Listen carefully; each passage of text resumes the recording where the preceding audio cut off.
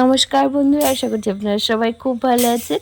আমি অনিমা চলে এসেছি একটা নতুন ভিডিও নিয়ে। তো আজকে ভিডিওটা শুরু করতে একটু দেরি হয়ে গেল। আমাদের রান্নাবান্না এখন হয়ে গেছে, সব কিছু করে এবার চলে এসেছি ওপরের ঘরে। ঝড়ে যে আমগুলো পড়েছিল, কালকে আমগুলো শুকোয়নি, তো গায়ে জল টল ছিল, তাই জন্য কালকে আর কারবাইট দিইনি। আসলে বেশ কয়েকটা আম আছে, যদি পাকে তো সবাইকে কয়েকটা দিতে হবে, তো ঝড়ে তো পড়েই গেছে, সেগুলো দিয়েছি। কাঁচা আম সবাইকে দিয়েছি। গাছে আম পেকেছে, সবাইকে একটা দুটো মানে না দিলে ঠিক ভালো লাগে না, তো তাই জন্য যে কটা ভালো ছিল অল্প কয়েকটা, সে কটা একটু কার্বাইড দিয়ে পাকানোর চেষ্টা করছি। এবার বলে রাখি, কার্বাইড দেওয়া যদিও ভালো না, কিন্তু ঝড়ের আম তো বেশিরভাগই পোকা হয়ে যায়, মানে যে কোনো জায়গায় একটু তো খারাপ থাকেই, তো নষ্ট হয়ে যায়, এমনিতে তো পাকবে না। তো কি করা যাবে দেখি চেষ্টা করে হয় কি না।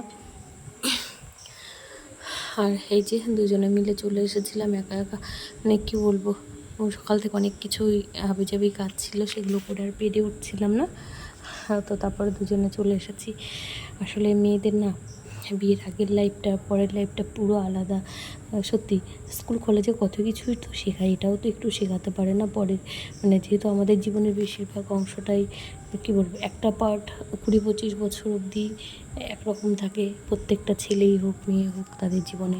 আর তারপরের জীবনটা কিন্তু সত্যিই অন্যরকম, অনেকটাই অদ্ভুত, পুরো আমার তো মনে হয় পুরোপুরিই আলাদা। মানে আমরা তখন কি হয়, ইয়াং বয়সে একটা অন্যরকম ভাবনা চিন্তা থাকে যে এরপর আমরা এই করব ওই করব, মানে হয়তো অন্যরকম কিছু একটা ভেবে আসি। আর সংসার জীবনটা সত্যিই খুব কষ্টের, মানে আমার যা মনে হয় প্রচণ্ড ধৈর্যের দরকার। আর সেটা একজনের হলে হবে না, দুজনারই লাগবে। আর কেউ একজন যদি এদিক ওদিক হয়ে যায় তাহলে কিন্তু সেই সংসারে কী বলবো সমস্যা চলে আসে।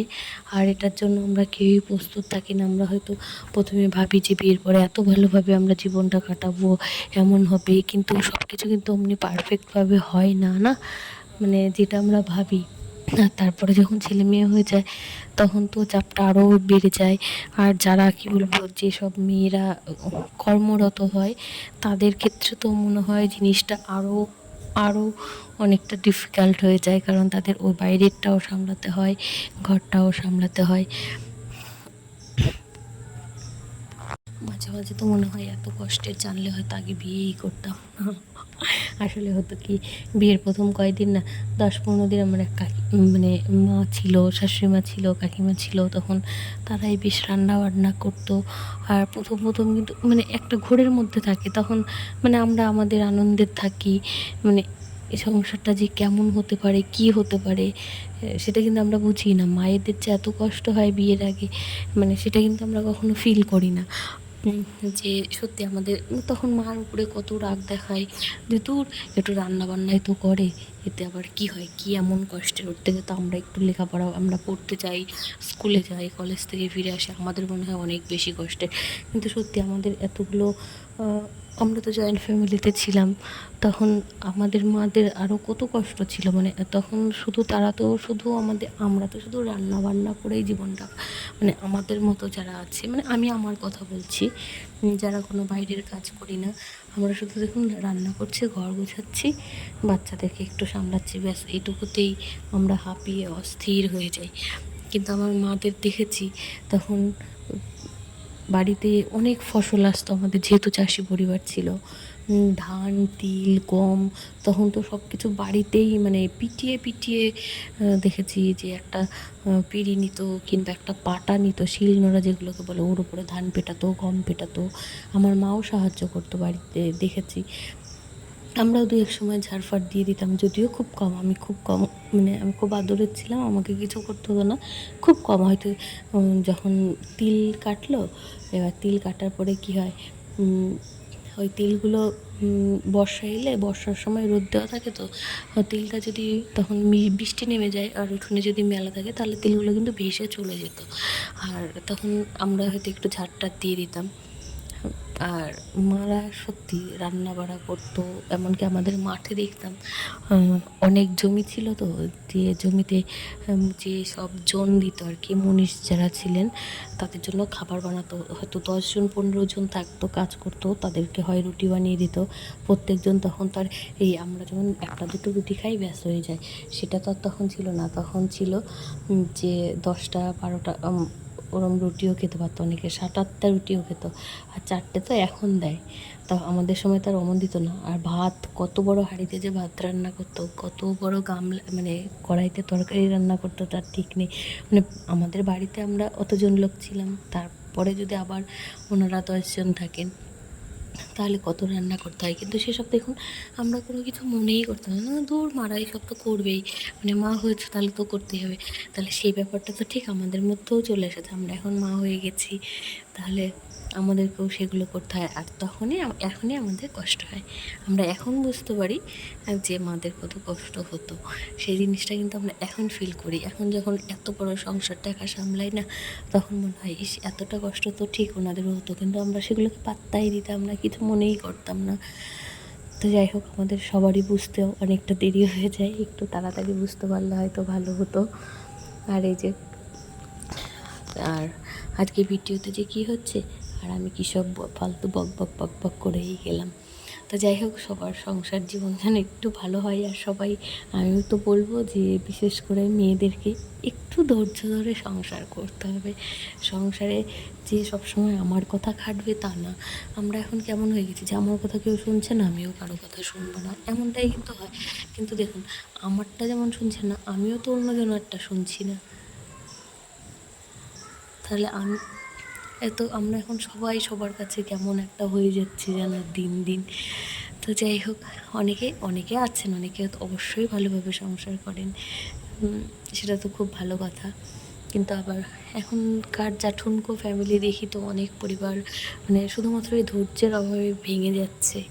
মানে কী বলবো, ওকে বুঝতে পারছে না, ভুল বোঝাবুঝির জন্যই অনেকটাও হচ্ছে। আমি নিজে কাকে বলছি, নিজেই কত সময় কত বুঝি না। তো এই যে যাই হোক, অনেক কিছু হয়ে গেল। এবার এসেছিলাম একটু আমের আচার বানাবো, ঝড়ে যেহেতু আমগুলো পড়ে গেছে। আর ওই কাউকে এখনও আচার বানিয়ে দিইনি, এবার একটু দিতে হবে। মানে প্রথমে আচারগুলো না আমার ভালো হয়নি, এই নিয়ে আমি 4th টাইম বানাচ্ছি, 4বারের বানাচ্ছি।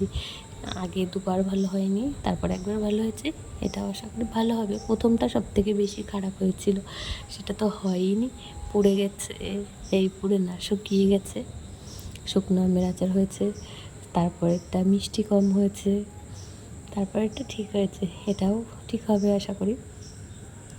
আর আমার তো মনে হয় ঝড়ের পরের দিন প্রচুর কাজ থাকে, মানে আমার সারা বাড়ি পাতায় ভর্তি হয়ে যায়, পুরো বাড়িটা পরিষ্কার করতে হয়, সব ঘরগুলোতে ধুলো ঢুকে যায় সেগুলোকে পরিষ্কার করতে হয়। প্লাস এই যে এখন আবার আমের দিন, অনেক আম পড়েছে, এবার সেগুলোকে কতগুলোকে এমনি এই যে এটাকে যেমন আচার বানানো গেছে, আর কতগুলো আম পড়েছে সেগুলো দিয়ে আচারও হবে না, সেগুলো দিয়ে আমসত্ত্ব বানাতে গেলাম, মানে সেটাও হচ্ছে না, মানে ভালো সেদ্ধ হচ্ছে না, যেহেতু পাকার আগে আগে তো একটু শক্ত শক্ত হয়ে গেছে।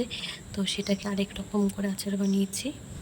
মানে তাহলে ভাবুন, এই দুই রকমের আচার বানাতে এতগুলো আম কাটতে কতটা সময় লেগে গেছে। আর তারপরে আবার কী যেন আবারও কতগুলো আম, সেগুলোকে ধুয়ে মুছে শুকিয়ে আবার কার্বাইড দিয়ে দিলাম। তো এইসব করতে গিয়েই অনেকটা সময় আজকে চলে গেল, এর জন্য আজকে ভিডিও বানাতে অনেক দেরি হয়ে গেছে। আর তার সাথে অনেক রান্নাবাড়াও ছিল। আর আজকে যে আমাদের মাছটা এনেছে না, মাছটা ভীষণ ভালো ছিল, মানে একটু বড় কাতলা মাছ ছিল।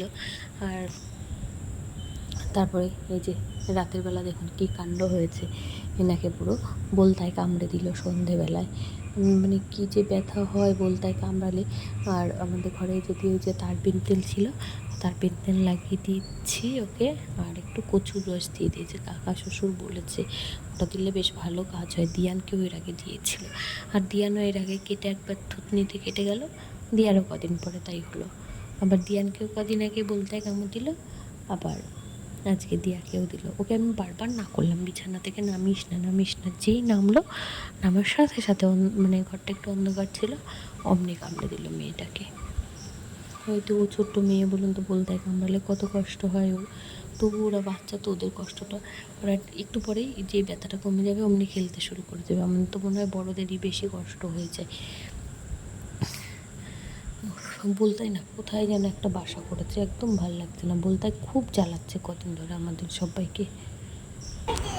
আমার দিয়াপুরিকে এখন বলতাই কামড় দিয়েছে একটু আগে। দেখো বাবা, সবাইকে দেখি দাও।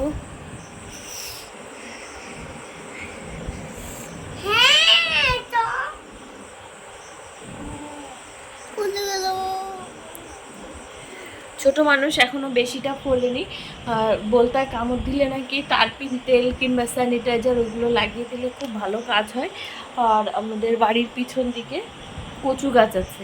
তো আমার ওই এর আগের দিন দিয়ানকে কামড় দিয়েছিল, ঠিক তখনই আমার কাকা মেজু এই ছোটো কাকা এসে বললো কি কচুর ডাঁটা দিয়ে কচুর ডাঁটার কষটা লাগিয়ে দিতে। যে এই কচুর ডাঁটা এনে এটার কষটা একটুখানি লাগিয়ে দিলাম, কমে গেছে।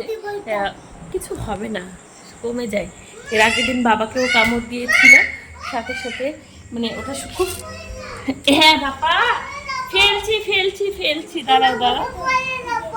না না পড়বে না। এই যে বলতা কই গো বাবা, এই যে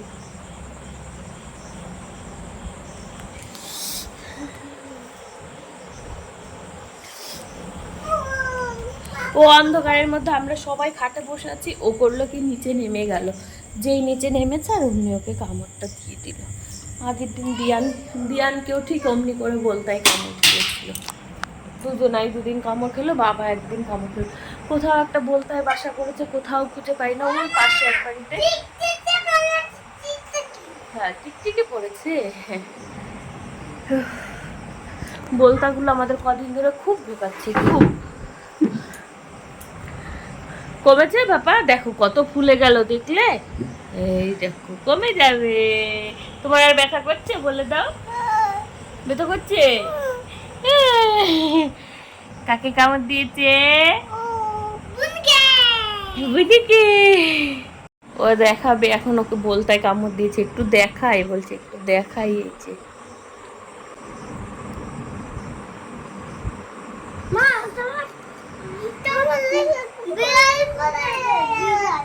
হ্যাঁ কি